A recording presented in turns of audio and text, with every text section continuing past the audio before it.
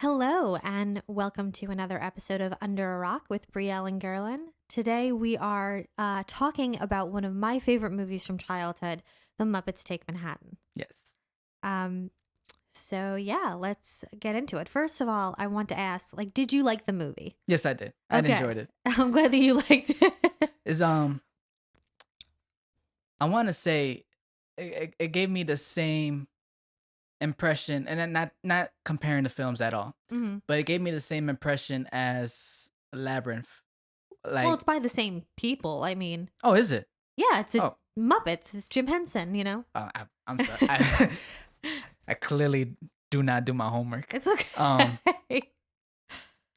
But what I mean by that is just the whole 80s aesthetic, like the music, the It's very way 80s. the way it's shot, just the it's just a warm quality of film that you Mhm. don't get anymore Yeah. because everything is all nice and pristine and HD. But Yeah. you get a little fuzz with the camera. Oh, definitely. It really adds to it. That's, I think, also just a product of the times. You know, technology wasn't where it is now. Right. I mean, now we have things like 4D and Ultra K and things. They didn't have that then. So everything from, I would say almost like the early 90s back always has that like fuzzy quality. But you're right. I kind of like that about older movies sometimes. It like Yeah. lends an air of like nostalgia to it, you know? One thing that I want to say is that so Jim Henson, made the movies and then he passed away. He passed away pretty young. Oh wow. Yeah, he passed away in like the early 90s. It was, I don't remember off the top of my head, but something like with his throat. It came on very suddenly and he passed away. Hmm. So Muppets Take Manhattan was the last like Muppet film that he ever did. And so a lot of people kind of consider this like the trilogy where it's like Muppet Movie, Great Muppet Caper, Muppets Take Manhattan as like the trilogy. Um, and and what's interesting about this one is Jim Henson did not direct. So he directed the first two, but he didn't direct this one. Frank Oz actually directed this one. Frank Oz is the person who does Miss Piggy, he does Fozzie. And so something that's really fun about this movie is that Jim Henson really just got to act. He just got to be Kermit. He didn't have to worry about all the things that directors have to worry about. So I think that this movie, despite a lot of people saying it's the least best out of all three of them, I really like this movie because you get to see Kermit really like go in all these different crazy directions that you don't normally get to see because he's usually the straight man and everyone else around him is like crazy and wacky and everything. So I like this movie because Kermit gets to be so silly and wacky and do all these crazy things. And I think it's because Jim Henson had the time because he wasn't directing and Frank Oz was, you know. It's funny because a lot of people, when I tell them like, oh, like one of my, not my favorite, but one of my favorite Muppet movies is Muppets Take Manhattan. They're always like, why isn't it the Muppet movie? Why isn't it the first one? And that's because this was actually the first one I ever saw.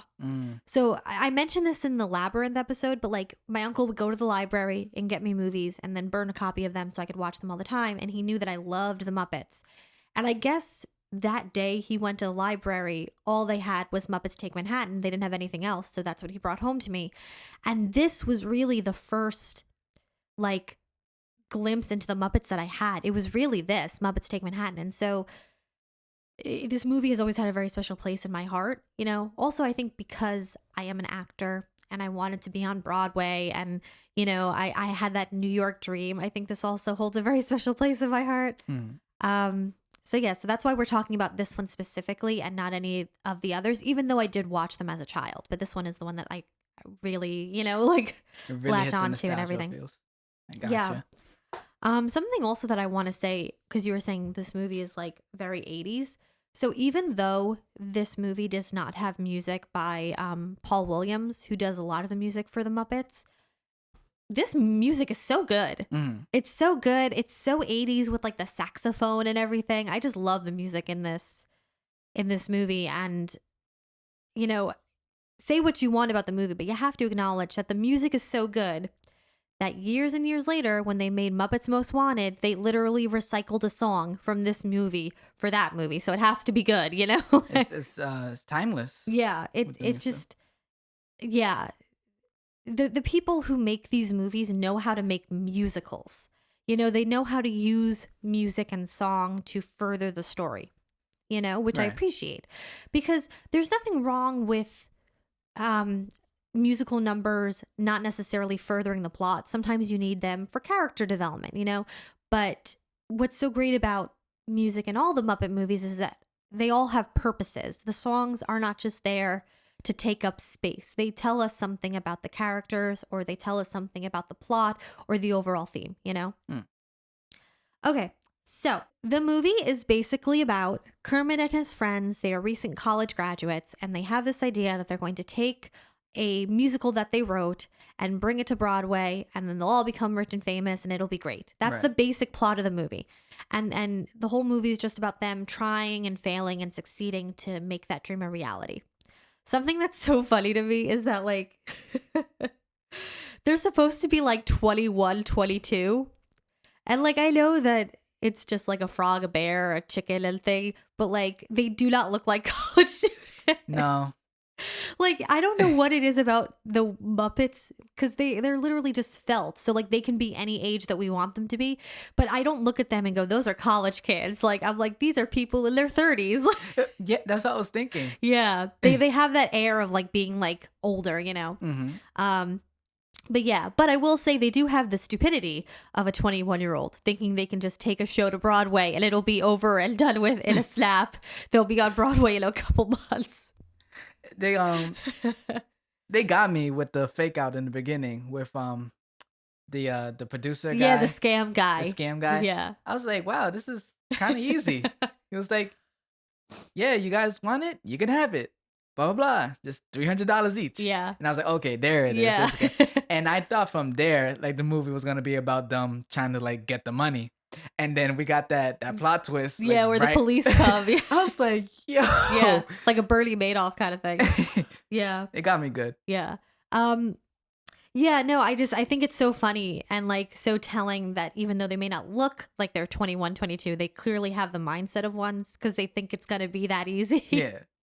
But that part is so funny because this movie, as well as The Producers by Mel Brooks, taught me a very, very important lesson that I carry through to this day. Hold up, everybody. I'm going to yell. Never put your own money in the show. Really? Never put your own money in the show. Never, ever put your own money in the show. And basically, I take that to mean, like, you should never pay for an opportunity when it comes to a job or a career. Mm-hmm. So, like, for example, in the movie, the guy's like, give me $300. A real Broadway producer would never ask you for money up front. A real modeling agency would never ask for a down payment. When it comes to jobs, careers, opportunities like that, you should never, ever, ever be asked to put up money. It's Okay. not that kind of thing. Okay. Obviously, if you're, like, opening a business, you have to put down money. Like, that's a different story. But, like, anything where you're discovered or you're the product or something, you should not have to pay money. Right. Never give them your money. They shouldn't ask for it. If they do, it's probably a scam. Never put your own money in the show. Did you catch that early, like when you was younger, or? Yeah. Well, because this scene is so obviously like he's a scam artist. I mean, the police come and everything. But also, again, I watched Producers at a very young age, probably younger than I should have. And that's like a main lesson. Obviously, the person saying it is a bit of a scam artist, and he's not exactly the most upstanding, upright gentleman, but it's still honestly a good piece of advice.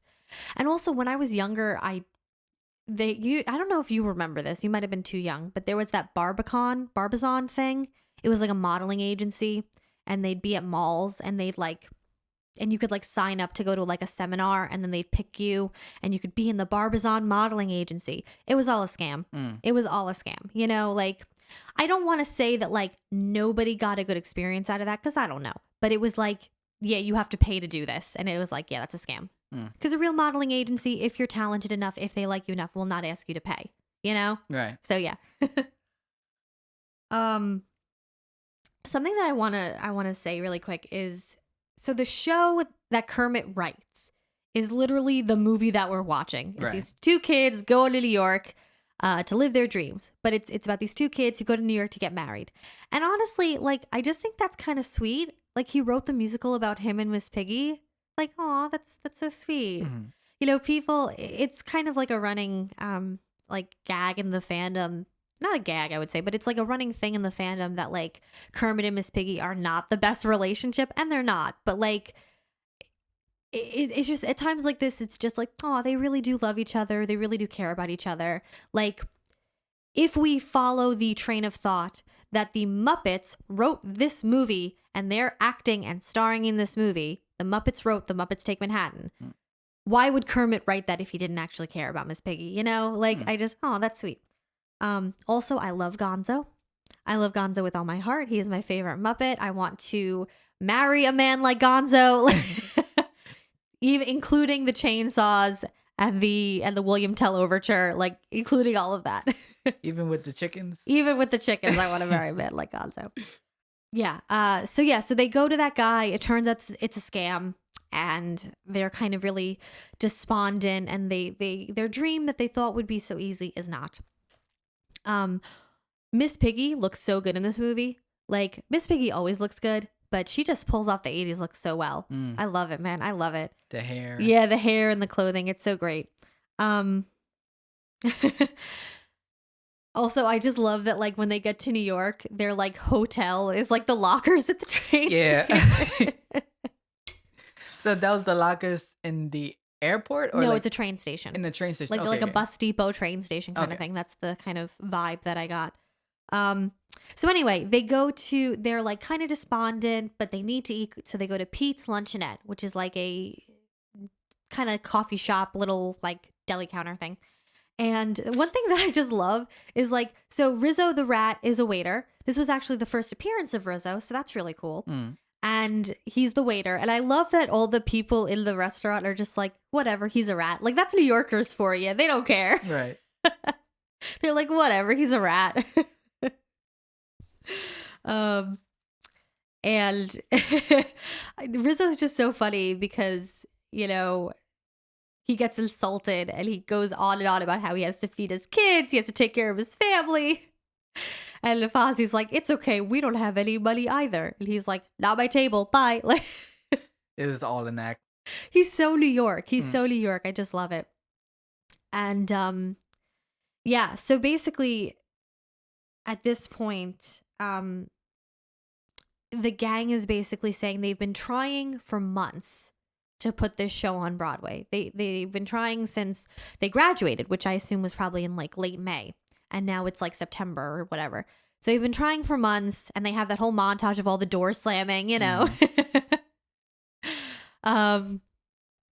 And so they're like, I think we should all separate. I think we should all go our separate ways because obviously this isn't working and we need to make money. We need to start our lives. And, you know, which is a fair idea. I mean, I don't necessarily blame them for not sticking around, but it's sad. And Kermit is at the counter and he's talking to the guy who owns the restaurant, Pete, and he's kind of explaining that he's down and, you know, his dreams aren't happening. And we have what I think is one of the greatest speeches I've ever heard. The People's is People's speech. And Pete basically, I'm not going to quote it because I don't know it off the top of my head, but he basically says like, people's is people's. You know, is buildings, is life, is tomatoes, is potatoes, is people. And the point of the joke is that Kermit doesn't understand what he's talking about. The point of the joke is that Pete is kind of spouting nonsense. But I actually think that there's something really wise in that speech. You know, like, I think what Pete was trying to say is that, you know, all this stuff, all the buildings, all the jobs, all the hardships, that's just stuff. What matters is people. People's is people's. They're going to keep living. They're going to keep dying. They're going to keep working. They're going to keep loving. And that's what you have to put your stock in. You have to put your stock in the fact that people will be people. They're going to keep living their lives no matter what. Throughout hardship, throughout success, you're going to keep going. And you should keep going, you know, and people will surprise you and people will not surprise you. People will disappoint you and people will make you happy. So I think his what he was trying to say is that you shouldn't necessarily give up. You should keep trying because everybody's trying. Everybody's just trying to live their lives and be a person in the world, you know? And one day you'll find someone who helps you. Maybe the next you'll find someone who hurts you. But people's is people's. That's a good explanation because I was completely lost. That's the kind of the point you're supposed to be. Right. But I've always really liked that idea, that speech, that just, people are going to keep living, Mm. I don't know. Yeah. That is a good message. Yeah. Yeah, so basically the gang splits up. I always cry. During the scene? Yeah, when they're singing, it's so sad. Oh. I mean, they can write songs, man. I tell you, like it hits your heartstrings right there. We have some fun sight gags with Scooter riding the bicycle. This movie, something that I will say, the hands-free puppeteering in this movie is phenomenal. It's so good. Mhm. The hands-free puppeteering, the bicycles, the scene later on when all the rats are in the kitchen and they're cooking, like it's just really, really phenomenal puppeteering at work. And it falls under this idea that I saw on Twitter. It's called like Henson's Law, which is CGI ages. In 10 years, what CGI looks like now is going to look bad in 10 years.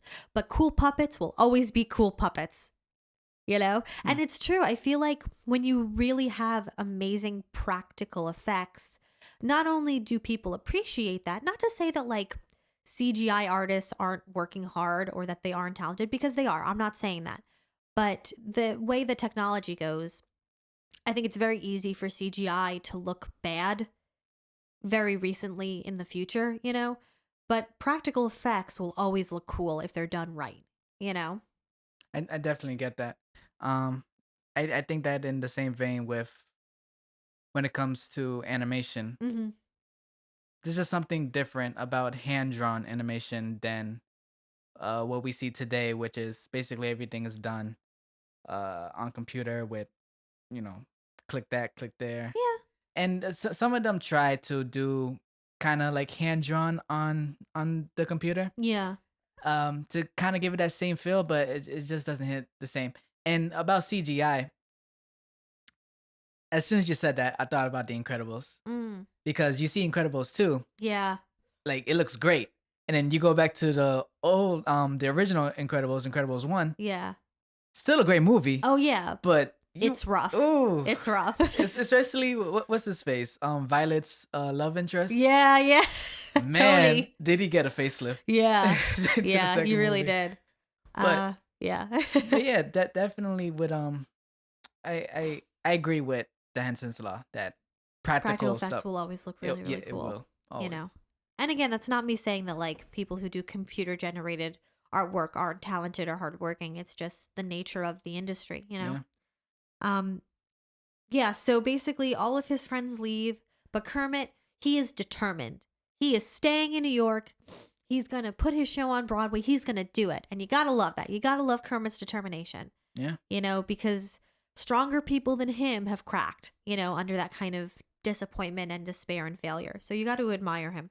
And he basically gets a job at Pete's to kind of keep himself afloat while he's, pushing his show. He meets Jenny, Pete's daughter, who is literally the cutest, sweetest girl ever. She's so like sweet and helpful and kind, and I just love her. I love her so much. Something that I want to just say, this movie has better diversity than like half the movies that come out now. This movie was made in like 1984. And this movie has better diversity and a better understanding of what real New York looks like than half of the movies made today about New York. Like, there are so many people of color in this movie. They show all different kinds of people from all different kinds of backgrounds. They show different levels of like the socioeconomic sphere. Like, this movie shows like this is what New York looks like. And it's amazing that the Muppets were able to do that, but yet some big blockbuster can't.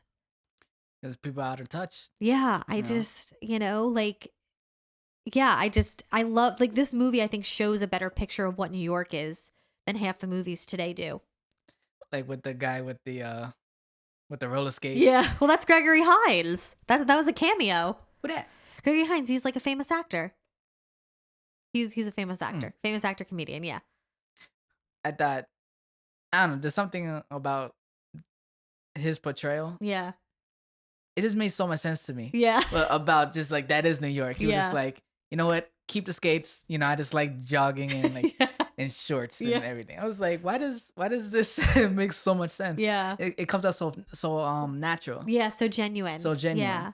Basically, anybody who has a speaking role in this movie, if they're not like Pete or Jenny or whatever, or like Ronnie when we later meet him, they're like a cameo guest star. Okay. Yeah. Like Joan Rivers. Yeah, like Joan Rivers and stuff.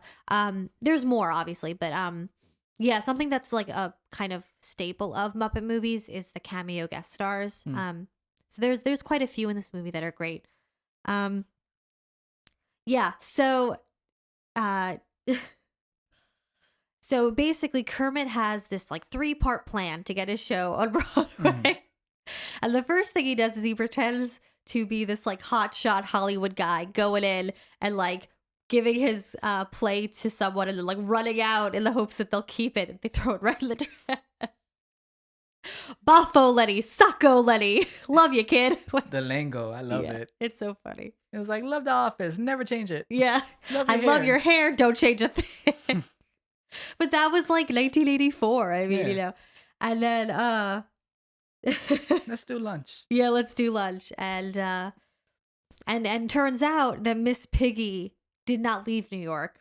I don't know where she went on the train. I don't know. I guess she went on the train and came right back. I don't know. But she actually didn't leave New York, and she's kind of been spying on him.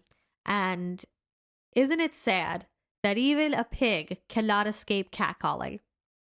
Like that like hurt me in my soul. I was like, not to say that Miss Piggy isn't attractive or like desirable, because she is. She'd tell you so herself. But but she's like a pig, and even she can't escape catcalling. If they're wearing a dress, they will catcall you. No matter what. No matter what. It's terrible. It's terrible. But then she scares them because she literally bends a pole in half and starts beating up a metal trash can. So, you know.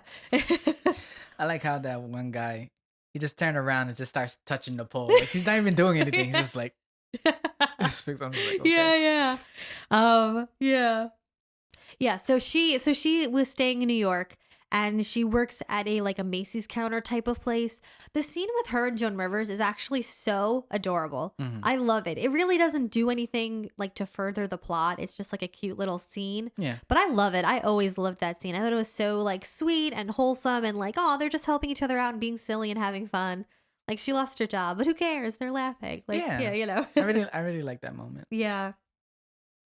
So Kermit works at Pete's with the rats, and they have this whole scene where they're making breakfast. And like I said, the hands-free puppeteering is amazing. Like, just the fluidity of their movements when there's not a visible, not that there ever is a visible hand, but like when there isn't an obvious like place where a hand could go, is just so like great. And it really does speak to the expertise and the care that the Jim Henson Company and all of the puppeteers have for their art, you know? I mean, like when he's skating on the butter, on the grill, when they're pouring the batter, like it's just so fun to watch. It really is so fun to watch. When he was skating on the butter, I was like, you're definitely gonna get burned. And then yeah, we see him. His feet got burned, yeah.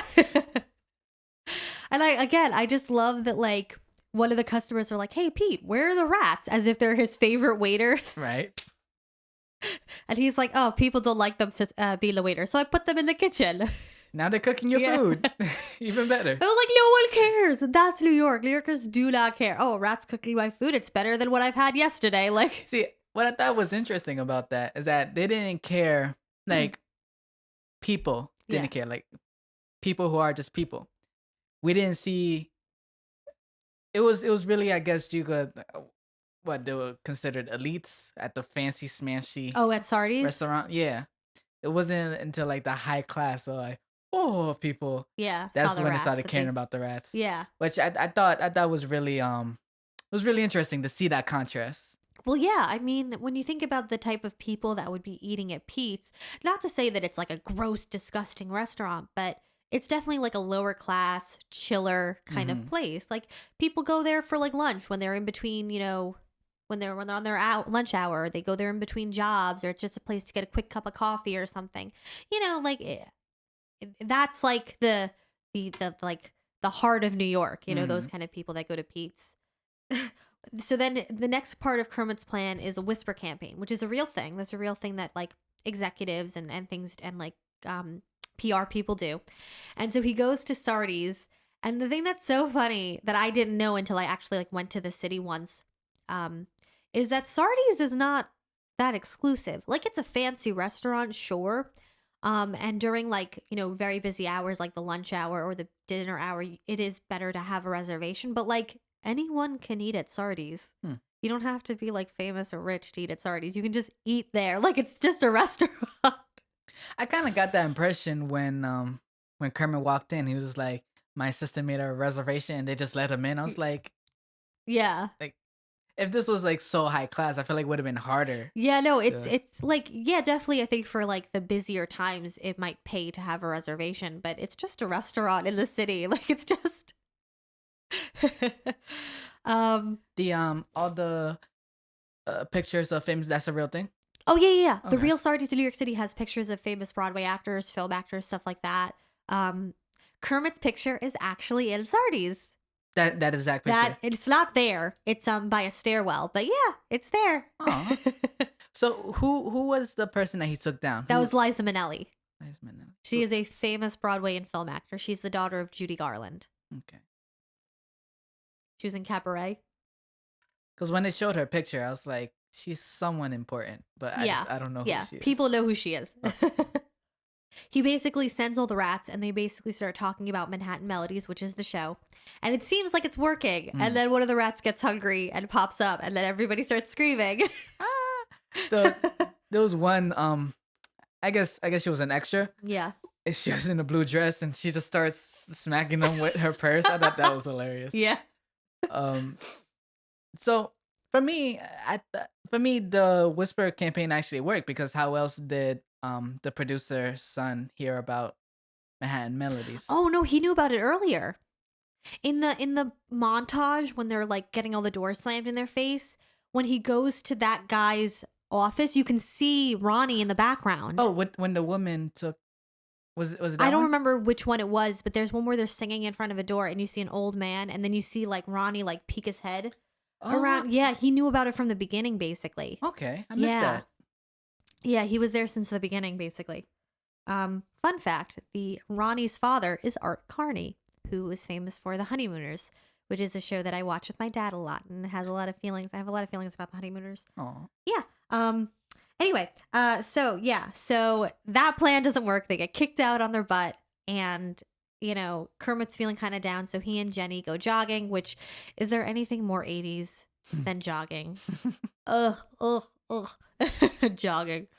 So they go jogging, and Miss Piggy, while she's following them, gets her purse stolen, puts on a pair of roller skates, and like chases this guy down, and like manages to get her purse back, which is fine. There's nothing in it. Like it's the thing that's so funny to me is, so he opens her purse and there's like a hairdryer in them and a hairdryer in it, and I couldn't help but think of that clip from Brooklyn Nine-Nine where Andy Samberg's character asks, what's that actress's name? Melissa Fumero, like, oh, give me your hairdryer. And she's like, what? I don't have a hairdryer. And he's like, you don't have a hairdryer in your purse?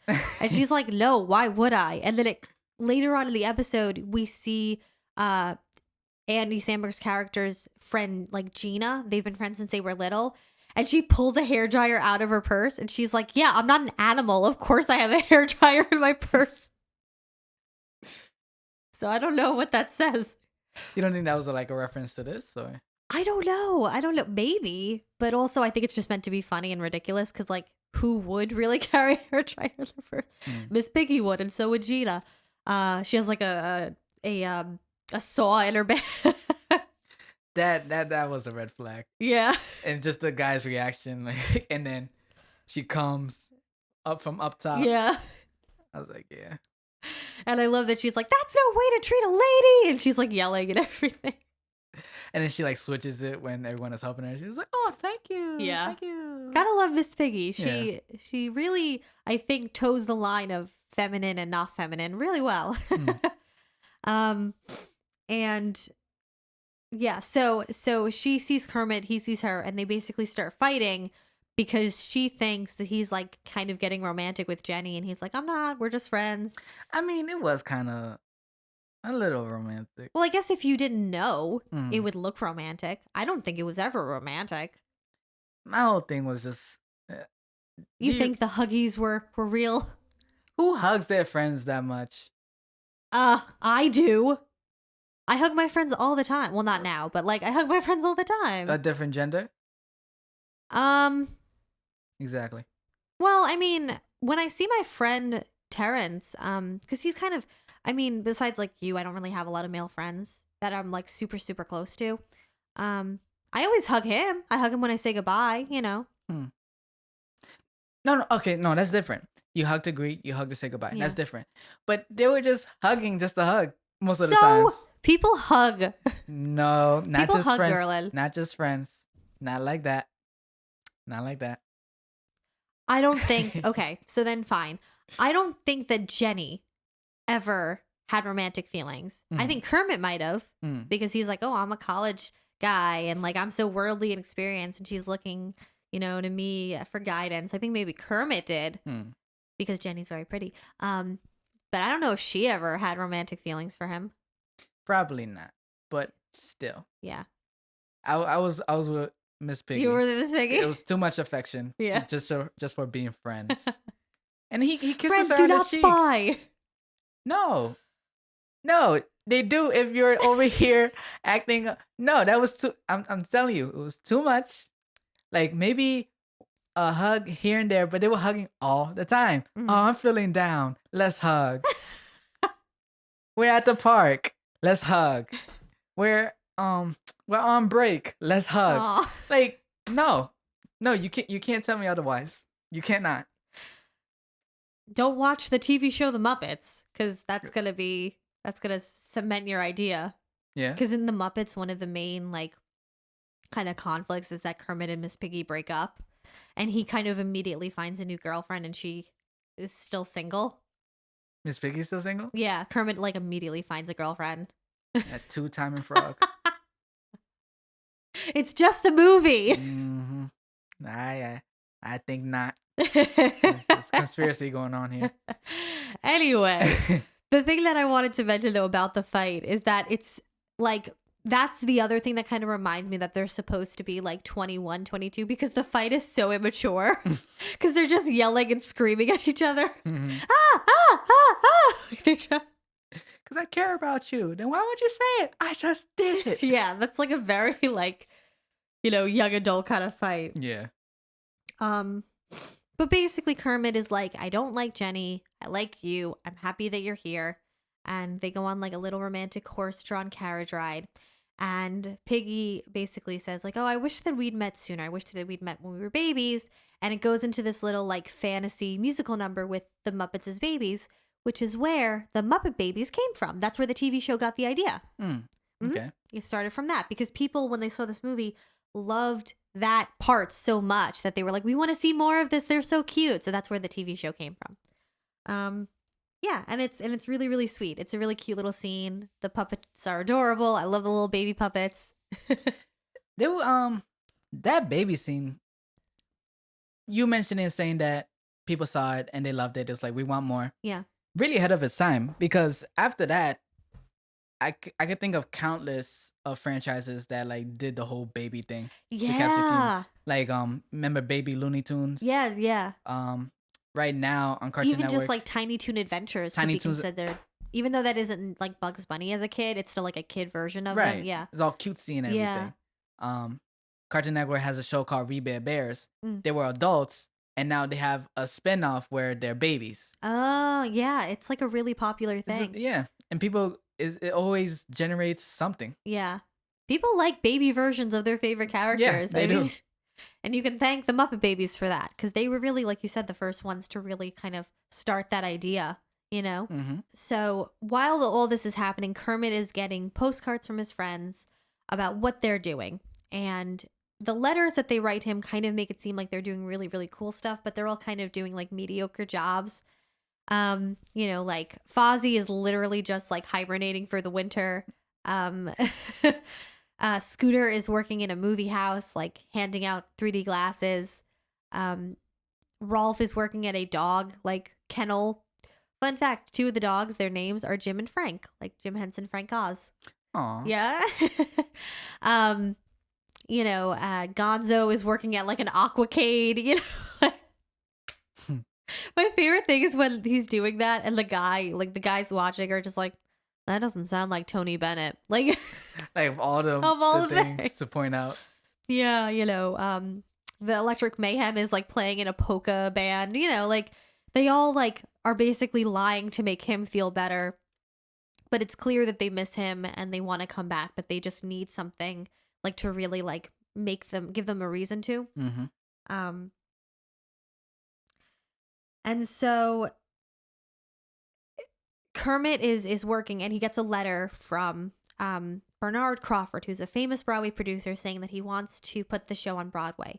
And when he gets there, it's not Bernard Crawford, but his son Ronnie, played by Lonnie Price, who's like now he's like a famous actor. He was kind of like a little unknown then.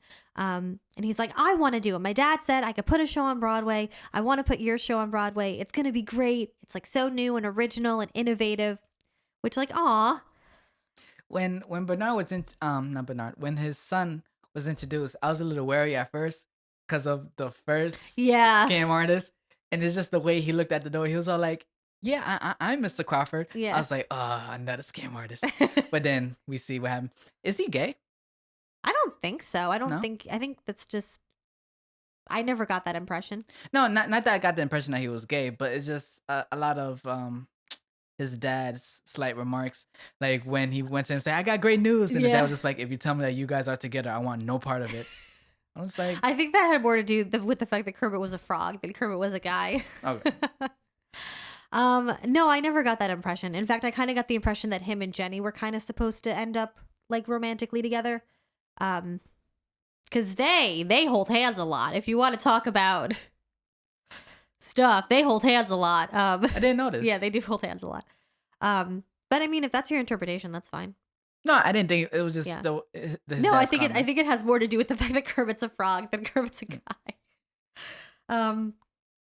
Yeah, so Ronnie says we're gonna put your show on Broadway. Kermit's so ecstatic, and then as if he didn't think he suffered enough, he gets hit by a car and ends up with amnesia in the hospital. I saw this coming. Did? As soon as he hung up the phone, it's like, "I'll be there in 10 minutes," and he started singing the song from the musical. I was like, he's about to get hit by a car and he's gonna get amnesia. I just saw it coming. You just knew he was gonna get amnesia? I knew, yeah. How funny. I don't know. I don't know if it's been done a few times already, but I just saw the trope coming. I was like, he's gonna get amnesia. Then they have to go looking for him. It's all happening too easy. Exactly.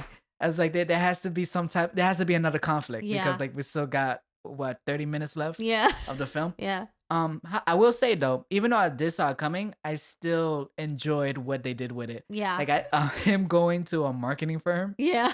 And all that. Yeah. And how like his voice was less whimsical and just more like straightforward, a frog.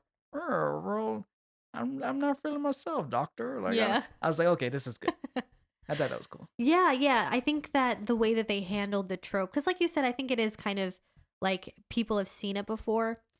They handle it really well and they do it in like a fun way. I have to say, I don't know how professional his doctor was. She's like, all she goes off of is the fact that he had no identification. He didn't have any clothes. She doesn't like give any thought to the fact that he's a frog. He's a literal talking frog. And she doesn't even think to maybe kind of look into that more. Because I would imagine that like Jenny or Pete or whatever made a missing persons. You know, if it's been over 24 hours, and I imagine there aren't a lot of missing frogs. So right. I love when she tells him who she thinks he is. He's like, well, I don't feel Italian.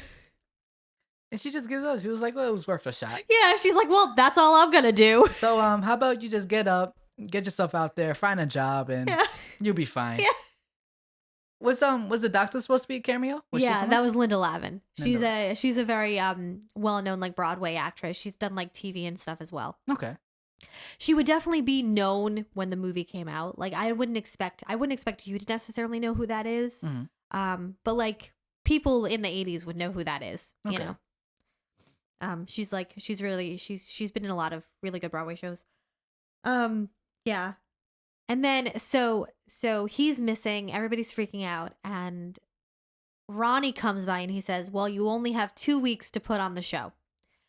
And like, look, I know it's for plot convenience. I know it's because it's a movie, but that would never, ever, ever happen.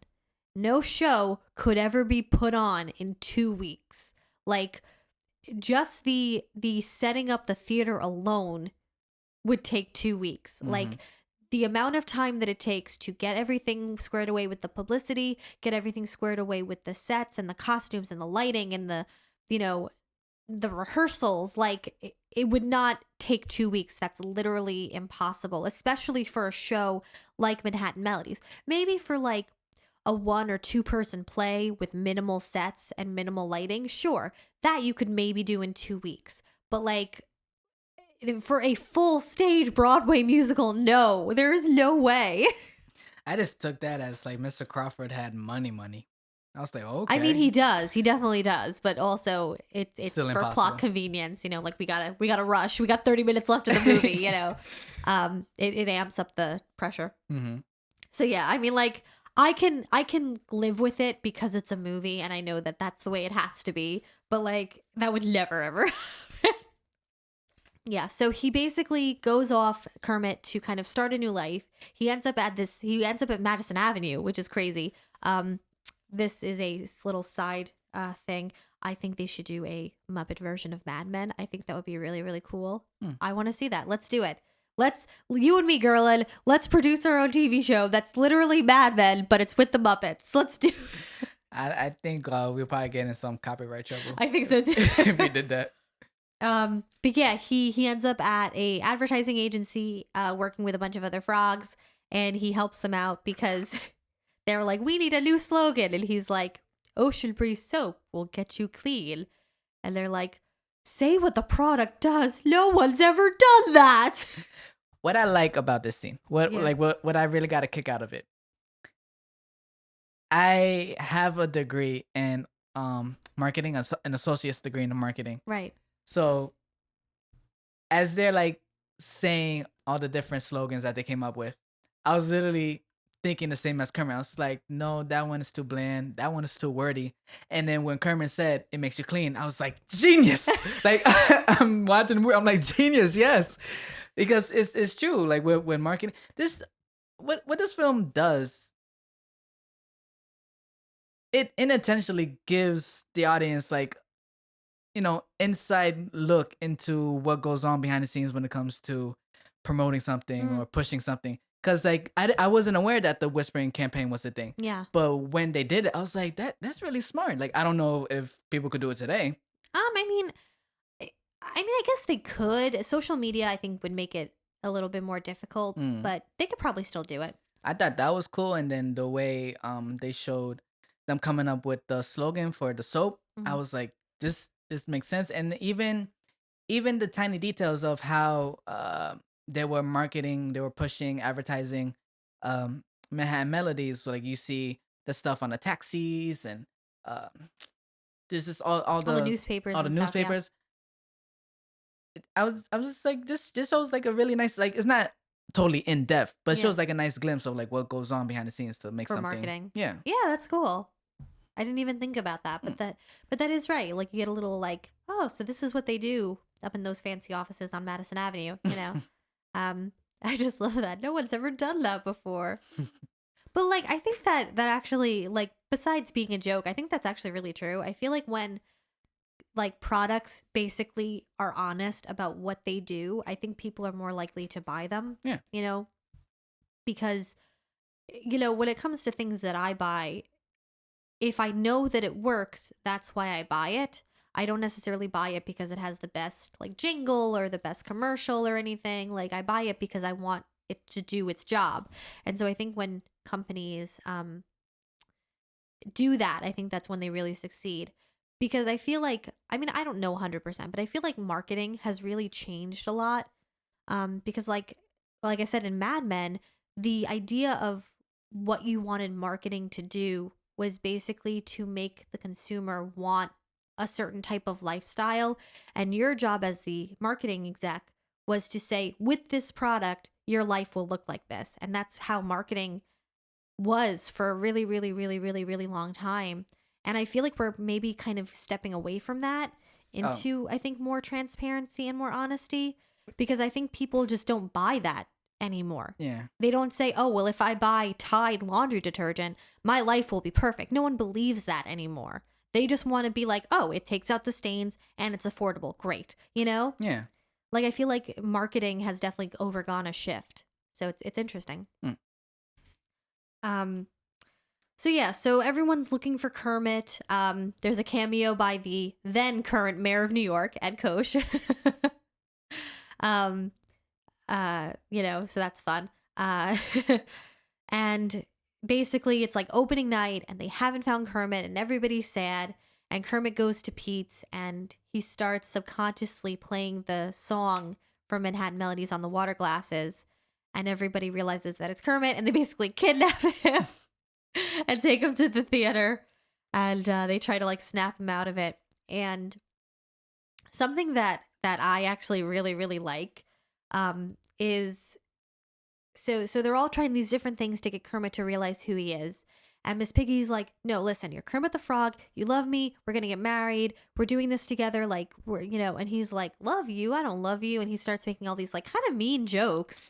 Very. And something that I hadn't noticed before, but I did this time because I was like really paying attention, was behind them, like Gonzo, Rolf, and Fozzie are like really taken aback. Like they're like shocked that Kermit is saying all these things. Like you can definitely tell that like they are not okay with what he's saying. And they're like shocked about it. And I was like, good for them. Good for them. Like not standing up for, but like being appalled because he's like being so mean to Miss Piggy. And he's saying all these like, I guess, speciest things. Yeah. It was. Those Yeah. are mean, what he said. It was mean. It was terrible. It was I mean, it was funny, but it was also mean. like, oh, you're gonna bring home the bacon? Yeah. The sounds of love, Suey. Oh, that was That one got me. That one hurt. Yeah. Yeah. Yeah, but I kind of liked that in the background you can see like everyone like, oh my god, like, oh my god. And then Miss Piggy literally like karate chops him and he gets his memory back. She said, cancel the show. Yeah. Hulu, that was all he needed. I mean, I had a feeling something will like he was gonna get struck again, Yeah. but I just didn't think it would be. Yeah, it would be that. So basically he remembers everything and they're like, well, the show's tonight, which is a real fear. Like every actor I think has this fear. That like it's a very common like nightmare among actors where you dream that you walk on stage and you have to do a performance but you don't know any of the lines and you don't know what play you're doing. There's actually a legitimate play about that fear. Christopher Durang wrote it. But like, so the fact that they're all like, and Kermit, guess what, it's opening night and you're the star, go do your show, terrifies me. It's really scary. That's a really scary thought. I mean, luckily Kermit knows the show, so it's not like he doesn't, but like that's really scary. If I suddenly realize that like the past 2 weeks of my life were all like a haze because I had amnesia and suddenly I have to be on stage and perform. Terrifying. Terrifying. And basically Kermit is like, I can't do the show. Something's missing. Something's missing. It's been missing the entire time. And he realizes that the thing that's missing is people, like people in the show, you know? And so he invites all of their friends to come and be in the Broadway show with them, which is amazing that everyone just knows their paths, knows their tracks. No one bumps into anybody else. They just know what they're doing. Haven't had one rehearsal. They just know. That's amazing. Honestly. Yeah, so they put on the show and It's very like cutesy and adorable. I just want to say, like, I don't think Manhattan Melodies is a good Broadway show. Mhm. I mean, granted, they don't tell us a lot about the show. We just kind of know the basic plot and we see the two like scenes that they show us. But like, it doesn't seem like it's that good of a show. Just saying, just putting it out there. I thought it was pretty good. I don't know. I mean, I I don't just watch don't know what the Broadway. plot is. Like, Hmm. Kermit's like, it's about these two kids who go to the city and get married. And I'm like, and? Oh, okay, yeah. And then what else happens? Is the marriage the end or is it the beginning? Like, That's true. I mean, for the movie, they obviously could not put on a whole Broadway show within the movie. They had to just be like, and here's the show. But, you know, I want to know what else the show is about. I'd be really interested. The only things that bothered me about it was the wedding scene. Yeah. Just four walls. I know. I What know. what happened to the audience? Like, you just Yeah. kind of just It's kind of like, disregarded and now we're in a real chapel. Yeah. Something that I just wanted to point out, like, look at them breaking tradition and walking down the aisle together. Yeah. Yeah, you know. Miss Piggy's wedding dress looks like my mother's wedding dress. Huh. Yeah. I mean, it was the 80s. My mom got married in 1991, so the style was the big sleeves and the mock neck and everything. And Okay. so basically in the Broadway show, Kermit and Miss Piggy's characters get married, right? So when they get up to the priest, it's not Gonzo, but a real priest. And so again, there's this like running kind of joke within the Muppets, like not even just on the internet, but within the Muppets, like Kermit and Miss Piggy, when they do like interviews, they talk about this, where Miss Piggy's like, oh, we're really married. That was a real priest and we are really married. And Kermit's like, we're not really married. Like, yeah, it was a real priest, but like, we're not married. So like nobody knows if Miss Piggy and Kermit are actually married. But this is what started it? This is what started it. The fact that it's like a real priest. I mean, like a real priest in the movie, like not like necessarily. It's fun that there's like the Sesame Street Muppets are there. They're in the background. That's always fun. Yeah, and then the movie ends. The movie ends with a wedding. You know, what better way could anything end? Hand in hand with a friend. You know, and that's it. That's the movie. Yeah. I enjoyed it overall. Yeah. The ending did throw me off a little because it's like, so are we not? Because it just ended there with the wedding, not like, oh, let's take a bow. The Yeah, audience yeah. loved it. But, Yeah. you know, don't matter. Yeah, again, that's kind of why people are like, well, are they actually married?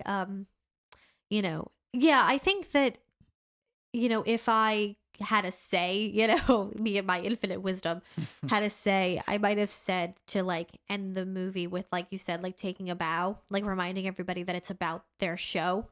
But overall, I love this movie and I always will. And, you know, the music is great. I think direction is really fun and great. It's such a fun movie to watch. All of the puppeteering is amazing, you know. Mhm. I'm glad that you liked it. I really, really am glad that you liked it.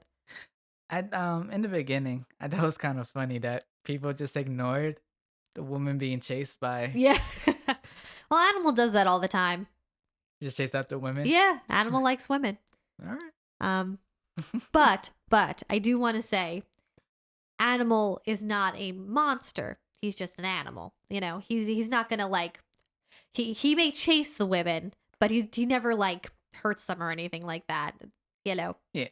He's a gentleman at the end of the day, you know. I got you. Who is your favorite in the movie?